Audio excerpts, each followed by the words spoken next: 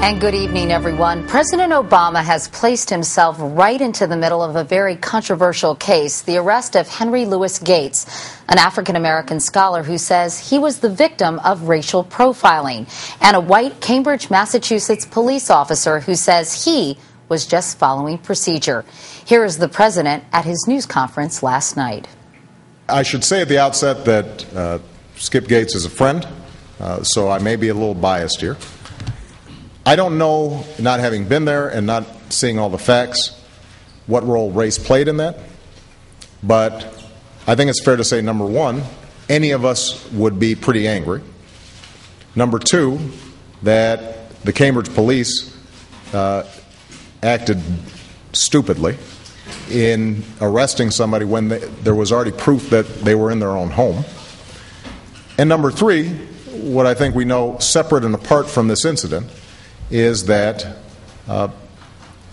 there is a long history in this country of African Americans and Latinos being stopped by law enforcement disproportionately.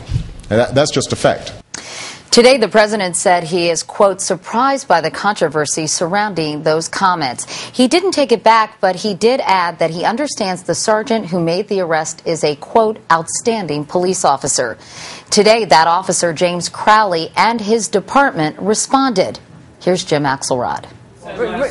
With the Cambridge Police Department squarely behind him. Based on what I've seen from the other officers and heard from the other officers, he maintained a professional decorum during the course of the entire situation and conducted himself in a professional manner.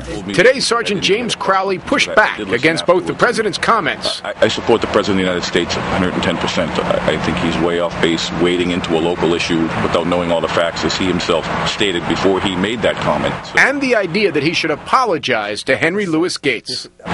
The apology won't come from me. I've done nothing wrong. It's now been a week since Gates, a professor at Harvard and a leading thinker about African-American culture, was trying to push open his jammed front door when a woman passing by called the police, thinking Gates was breaking in. It wasn't her fault. It was the fault of a policeman who couldn't stand a black man standing up for his rights right in his face. Crowley responded, finding Gates inside his house. Crowley asked Gates for his ID and to step outside.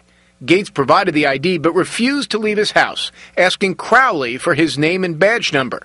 Gates says Crowley ignored him, walking out of the house. When Gates followed him, he says, to demand that information, he was arrested for disorderly conduct.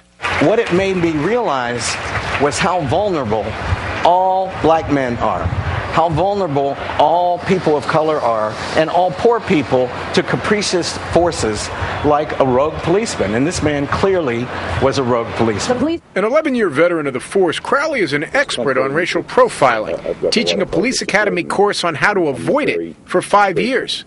He says he asked Gates to step outside for his own safety, standard practice, since Crowley didn't know if there was a suspect inside. In his police report, he said Gates replied, "Yeah, I'll speak with your mama outside." There was a lot of yelling. There was references to my mother, something you wouldn't expect from anybody that should be grateful that you're there investigating a report of a crime in progress, let alone a Harvard University professor.